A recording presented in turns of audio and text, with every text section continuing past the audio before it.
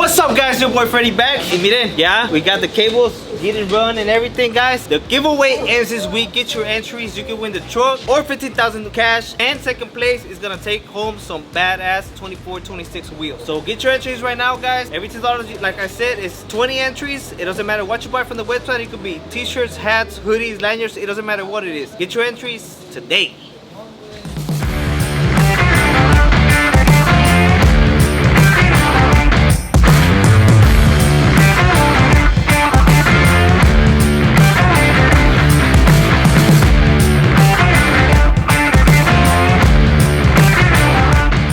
What's up, guys? Welcome to another episode. We already installed the blow-off valve. We already looked for a good place to install it. We already installed the right spring on it, on both of them. I already finished the fit line, return lines on both of them. Almost done. It's almost done. So the next step is we're gonna start putting fluid up to the transmission, engine, filters. We're gonna fill up with coolant. Then the last step is gonna be running the hose from the top of the radiator to the thermostat right here, and the bottom of the radiator to the water pump. That's gonna be the last thing we're gonna do, and then we're gonna try to start it. That's gonna happen today probably. As you see, I use Mopar. It has to be ATF4 plus 4. It's something different than the regular transmission oil. I like the Mopar, so we're gonna go ahead and fill it up with Mopar oil.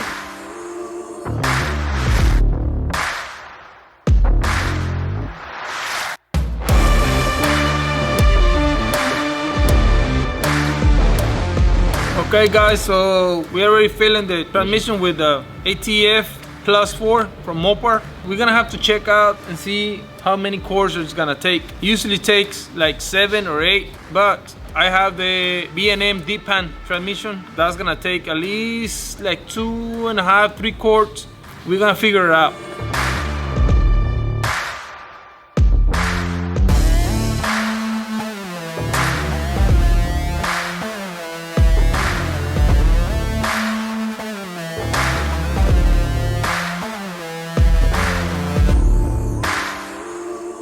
What Vargas doing right now is he's gonna extend the air temperature sensor, because we have to weld it on a different place. Like you already know, this one is titanium, and it's kind of hard to find actually we don't find the bond for the air temperature sensor. So what I did was, right after the intercooler, I weld like a 3-inch piece of aluminum pipe, and then I weld the bungee clamp on that piece. On those 3 inches, we're gonna weld the aluminum bung. That's why we're gonna have to extend the sensor over there. Vargas can tell you more about it. What I'm doing right now is I just grab a piece of wire. I mean, like we got this kind of wire here. So I just told JR to put it like where he wanted. He already placed the sensor on the bottom, so I just doing the wire and he can do the rest on it. So for this sensor, guys, I mean, you don't need to have like power and nothing. It's just Dyno. So on the other one is Dyno and the other one is round. So you just can like grab a piece of wire. You know, I got this one on 2, I got the other one on 4. The way to do is like you do it one by one, so you know, get confused and put in like the wrong way. So that's why I just doing this like one by one. ¿Se la pelaron?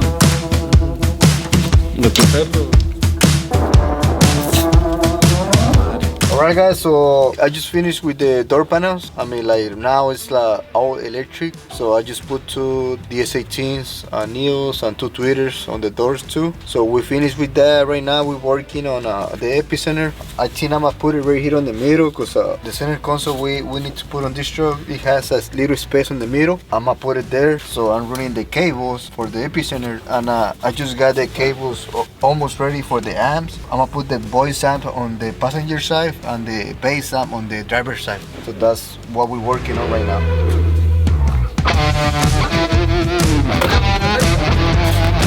Okay, guys, so we're done with the transmission. We already filled up with oil, so we're gonna jump to the engine. We're gonna install the engine oil filter, Model 1. Possibly good for a year, but not in a turbo truck. And on the oil, we're gonna use the Valvoline VR1 2050. After that, it's gonna take around 8 quarts, because I have a engine oil cooler. So this one, it takes at least 1 quart, plus the lines of the turbo, this and that. We might gonna put a little bit more than 8 quarts. After we finish with the engine oil and all this stuff, we're gonna install the starter. like you see, we move the battery all the way to the back. We run cables, a bunch of cables, this and that. And final part is install the starter and connect the cable to the starter. And it's ready to go.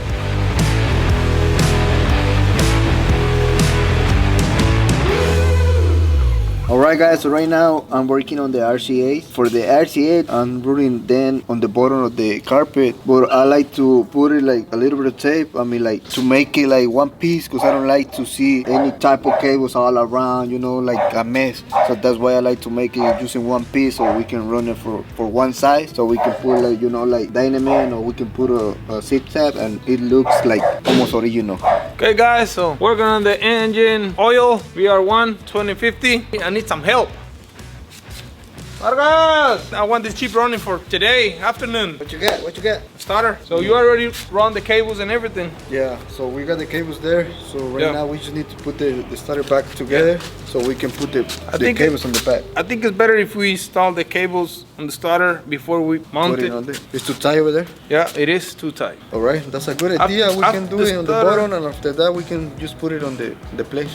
What else do I need to do? The hoses from the radiator. We need to go to AutoZone. Remember, we need to put the little tin on the top, so you can put the antifreeze on. That's gonna be a pain in the butt. Yeah, we got it. We got it. We just need to call AutoZone. We got a couple guys there. They already know like the type of builds we do right here, so they already know what parts we need. So we need to go over there, find the hoses, and after that we can crank it on. Yes, sir. We still need to install all the electric stuff like boost controllers, running hoses from turbo to the wastegate, to the blow-off valve, to the vacuum line, and all that. We're gonna have some help for that. Supposed to be here early today. But the main thing right now is we need to crank it out this thing. Yeah, we don't have to have that boost controller connected just to crank it up and see. So before he can do the boost controller and all the stuff, we need to make sure everything is tied up and on place. Let's get it. Yep, let's do it.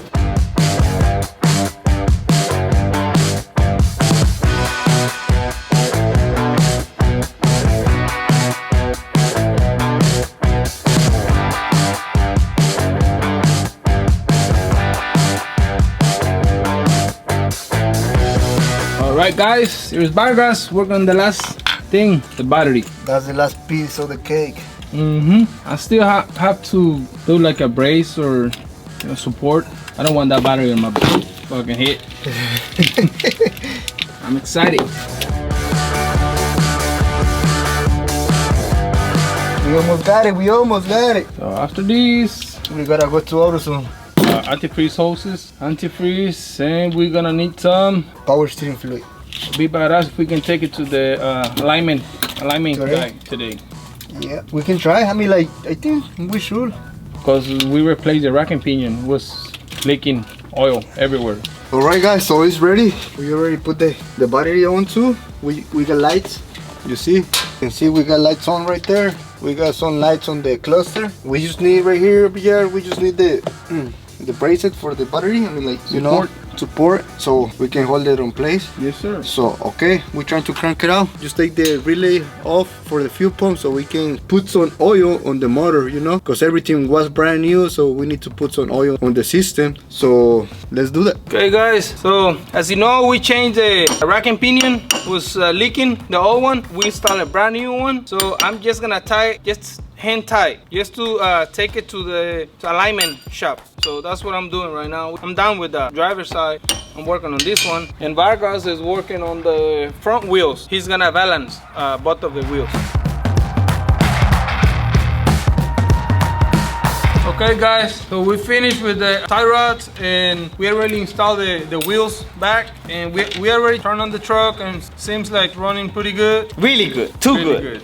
Yeah, so now we're gonna try to put the headlight and the grill. And then tomorrow we're just gonna wait for Velocity to get here with the boost controller. Hopefully put it on the next video you guys are gonna see. Take it to get aligned, and if we have time, we're gonna take it to the tune place so we can get it tuned. Now we're gonna go over there with Han at Asa Racing. They have a all-wheel drive dyno, so it's gonna help out a lot with this one. That's an all-wheel drive truck, and hopefully we get to do it tomorrow. But if not, then at least we're gonna get the boost controller in, and we're gonna take it to get aligned.